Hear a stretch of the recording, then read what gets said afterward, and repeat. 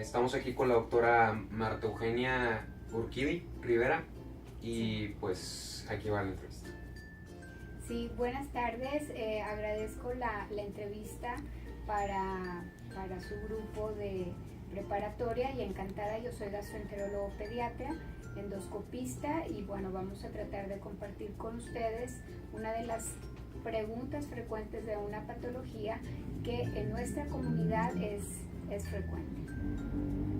¿Qué causó dicha enfermedad? Salmonella. ¿Qué causa la salmonelosis? Principalmente es los hábitos en relación a la higiene. Hay que tener mucho cuidado con la ingesta de agua que sea embotellada, evitar agua donde existan pozos que no tienen un adecuado mantenimiento, evitar compartir bebidas de una persona a otra, principalmente a través del agua y a través de alimentos cuando estos son preparados con no las medidas adecuadas, no hay un almacenamiento en refrigeración, sobre todo en la época de calor, y es cuando los microorganismos, sobre todo las bacterias, pueden proliferar. ¿Qué tan seria es la enfermedad y cómo esta afecta el estilo de vida actual del paciente? Claro, va a depender mucho la edad del paciente. No es lo mismo tener un cuadro de salmonelosis en un lactante, pacientes de los 6 meses al año, a presentar la infección en la adolescencia o en la edad adulta. Otro punto también muy importante es conocer si nuestro paciente tiene un factor de riesgo, es decir, si es un paciente oncológico, son más susceptibles a este tipo de infecciones y o tiene algún problema con su sistema inmunológico, y esto hace que sea más sensible a infectarse. Eso es lo que nos da la individualidad y es por eso que muchas veces podemos estar en contacto con alguna bacteria, unos se enferman y otros no. Va a depender de cómo tu sistema inmunológico responde, de tal forma que podemos tener una enfermedad en donde se manifiesta como un cuadro gastrointestinal agudo, en donde hay algo de diarrea, puede haber vómito y cólico abdominal y con un tratamiento ambulatorio el paciente logra salir adelante. Pero podemos tener también otros casos donde empiece a tener el paciente evacuaciones que lleguen a generar deshidratación en el niño, puede haber evacuaciones con moco y sangre, puede haber fiebre, puede haber mucho ataque al estado general y evidentemente este tipo de pacientes tienen que ser manejados en hospital. ¿Por qué? Porque las condiciones del mismo no son las mejores. De tal forma que tenemos dentro de una sola enfermedad diferentes formas de presentación y diferentes formas de poderla atender. Cuando los niños, los jóvenes no pueden comer lo mismo que habitualmente acostumbran y deben de integrar que están en una etapa de convalecencia o de recuperación gastrointestinal y deberán de evitar sobre todo acudir a comer a lugares de comida rápida donde hay una gran ingesta de colorantes, de conservadores, evitar alimentos y bebidas que sean procesadas, y es ahí donde nosotros les decimos que son pacientes que deben de cuidar mucho su alimentación, sobre todo 3 semanas después a que han sido diagnosticados y están llevando el tratamiento. Ok, ¿cuál es el pronóstico del paciente? Habitualmente el pronóstico es satisfactorio. Sí, como habíamos mencionado anteriormente, salvo en casos poco frecuentes, afortunadamente, donde tienen que ser manejados en hospital, pues bueno, se tienen que dar antibióticos de amplia cobertura, además de analgésicos, suplementarlos con un plan de soluciones para continuar con el manejo de la hidratación y una vez que el paciente se restablece, algo que es muy importante es cuidar qué come el paciente durante y posterior a la enfermedad. ¿Por qué? Porque hay que tener en cuenta que el proceso de digestión tiene ciertas alteraciones. Hoy por hoy sabemos que buenos hábitos en la alimentación va a mejorar y va a condicionar una menor incidencia de este tipo de enfermedades, una mejoría en el aspecto de nutrición y sobre todo que este tipo de bacterias no tengan una manifestación que lleguen a complicar a nuestro paciente. Hay que cuidar mucho los hábitos, ingerir una mayor cantidad de frutas, de verduras, sobre todo las del tipo verde, carne, pollo, y hoy por hoy les decimos mucho a los pacientes: disminuyan la ingesta de comida rápida y alimentos que tengan colorantes y conservadores. Ok, ¿cuál es la queja principal del paciente?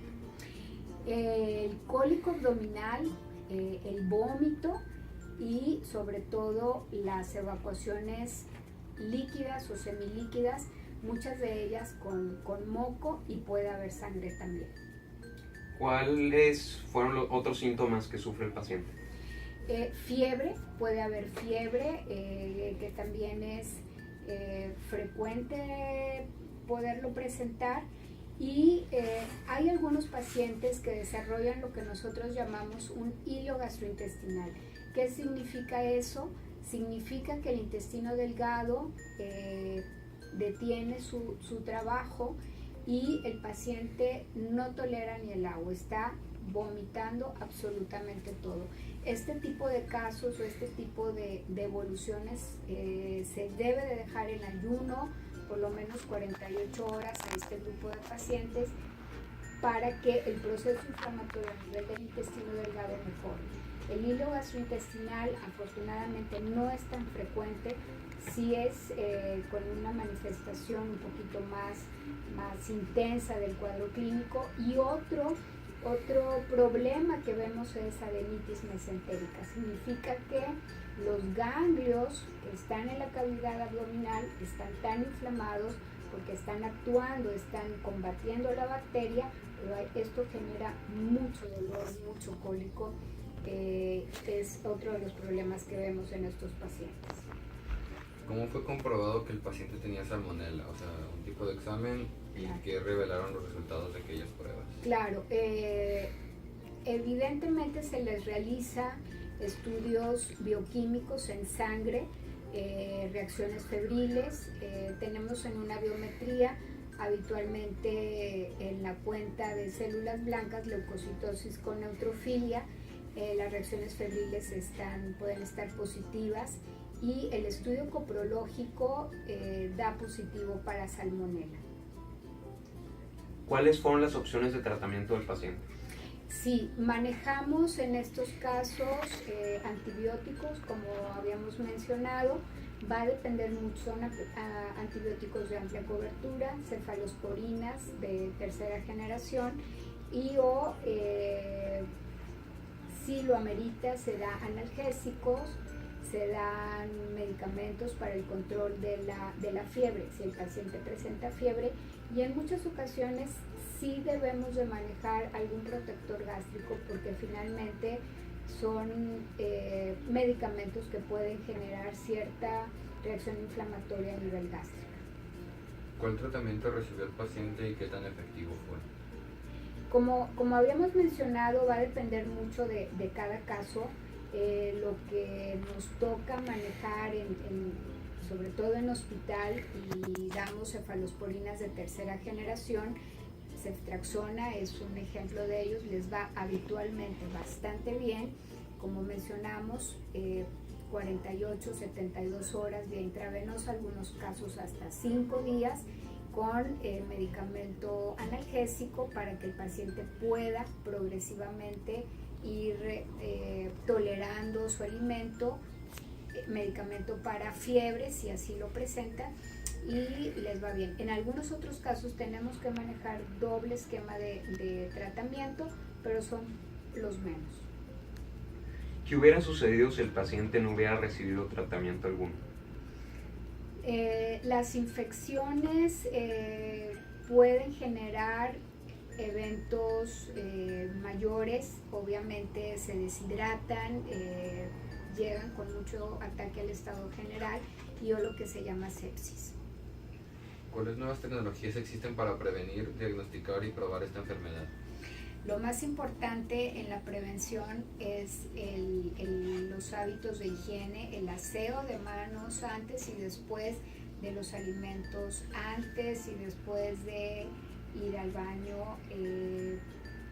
Constantemente estamos tocando llaves, superficies, celulares, objetos y sin darnos cuenta nos los llevamos las manos a la boca. Entonces ahí es donde hay una gran inoculación de bacterias. Lo primero es la higiene, evitar estar con las manos con una higiene frecuente a nivel de manos. Segundo, nunca ingerir alimentos sin previo aseo de manos, eso es básico.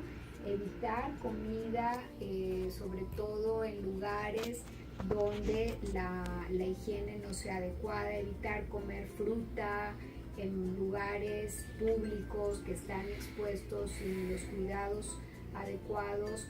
Y finalmente, hoy por hoy, la recomendación sobre todo de lo que tomamos, no compartir del mismo vaso más de varias personas. Si van a tomar agua de algún bebedero, no pegar la boca directamente en la llave del bebedero, tener la conciencia de que sea agua potable y eso es lo que va a prevenir que alguien, una persona sana, se pueda infectar. No así cuando comentamos tenemos a un individuo que tiene un sistema inmunológico en condiciones diferentes, están muchísimo más susceptibles. Esas ya fueron todas las preguntas. Muchas gracias, doctora. Muchas gracias, muy agradecida. Gracias, Bernardo.